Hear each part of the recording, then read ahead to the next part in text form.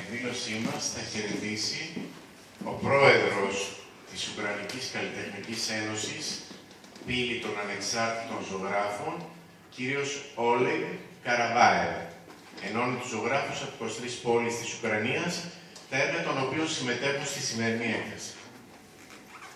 Шановні гості, дуже приємно представити вам партнера проєкту і керівника порталу незалежних художників, учасника виставки, представленої Олега Караваєва.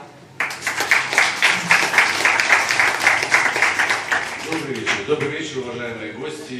От имени всех художников, участников этой выставки я благодарен, что вы пришли к нам разделить наш торжественный праздник и посмотреть наше чудесное творчество. Καλησπέρα αγαπητοί φίλοι, καλησπέρα.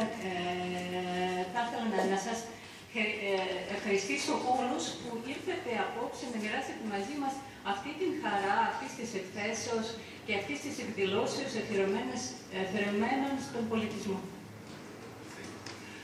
Для нас эта выставка очень символична в двух позициях. Первое — это то, что наши художники нашего портала независимых художников, некоммерческого проекта, который помогает художникам в продвижении.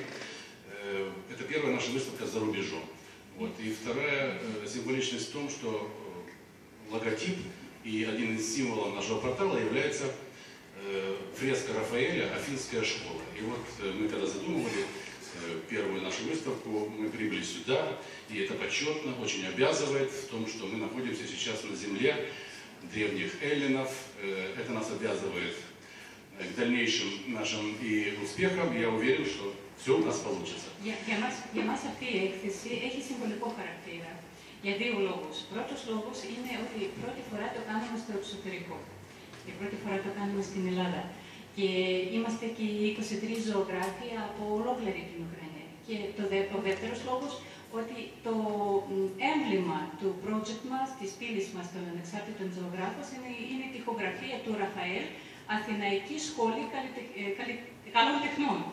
Και αυτό είναι πολύ συμβολικό, ότι αυτή η έκθεση πραγματοποιείται στην καρδιά του πολιτισμού, στην αρχαία πόλη Αθήνα, στην πόλη ζωγράφου, των ζωγράφων δηλαδή.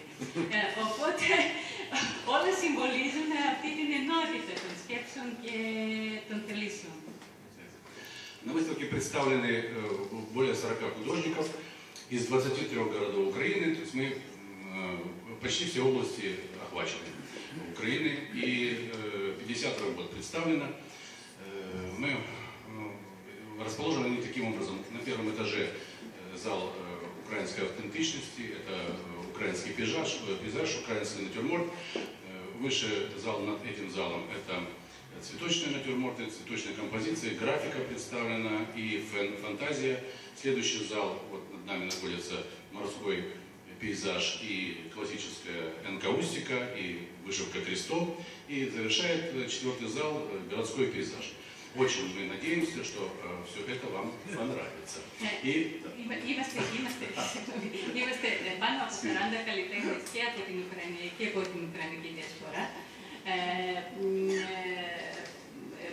Έχουμε θέσει τα έργα μας ότι εδώ στο ισόγειο, την πρώτη αίθουσα, θα δείτε τα έργα αφιερωμένα στην λαϊκή ουκρανική κουλτούρα, αυθεντική κουλτούρα των Ουκρανών.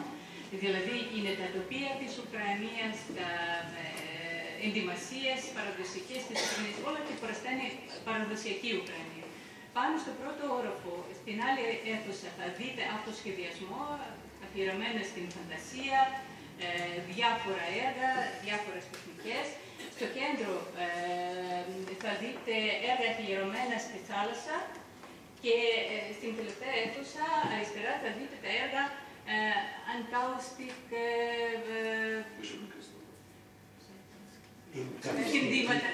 ενκαυστική τεχνική και ενδύματα παραδοσιακά ουκρανικά και άλλες τεχνικές εκτός από την ζωγραφική. В завершение выступления мы хотим продолжение нашей концертной программы. Я хочу спеть для вас старинную украинскую песню. Это любимая песня моего отца. Он когда-то просил меня, пожалуйста, где-нибудь вот на таком солидном форуме, я считаю, что это очень солидный форум. Спой, пожалуйста. Я сейчас спою, и в этом не поможет старинный гуцульский инструмент, это называется тримба. Да, Подожди. Εν συνέχεια του χαιρετισμού, ας πούμε, να τελειώσω τον χαιρετισμό μου, θέλω να, εν συνέχεια του μουσικού προγράμματος, θέλω να σας παρουσιάσω ένα μικρό τραγουδάκι, το αγαπημένο τραγουδάκι του πατέρα μου. Και ο πατέρας, λέει, ο Όλεγ μου είπε κάποτε, σε παρακαλώ, τραγούδισε αυτό το τραγουδάκι που αγαπάω πάρα πολύ σε ένα επίσημο φόρουμ, σε κάποια επίσημη εκδήλωση. Και λέει, Όλεγ, είναι ακριβώς αυτή η περίπτωση για να πραγματοποιήσω την θέληση του πατέρα μου. Και αυτό είναι το παλιό ουκρανικό τραγουδάκι των Γουτσούλων, δηλαδή, που μένουν στα βουνά. Και εκτελείται με βοήθεια του παραδοσιακού μουσικού όργανου που ονομάζεται τρίμπα. Δεν ξέρω πώς είναι στα ελληνικά, το τρίμπα. Тримба.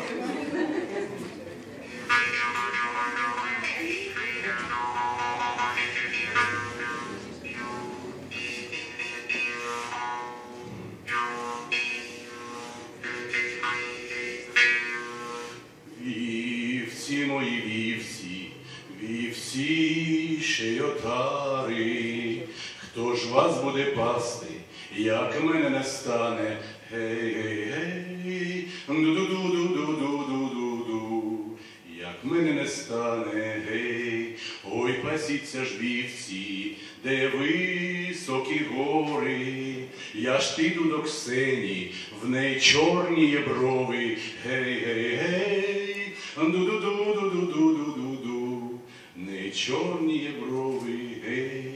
Сама Ксеня вийшла, файна моя чічка, просидів я з нею до самої нічки, гей, гей, гей, ду-ду-ду-ду-ду-ду-ду-ду-ду, до темної нічки, гей.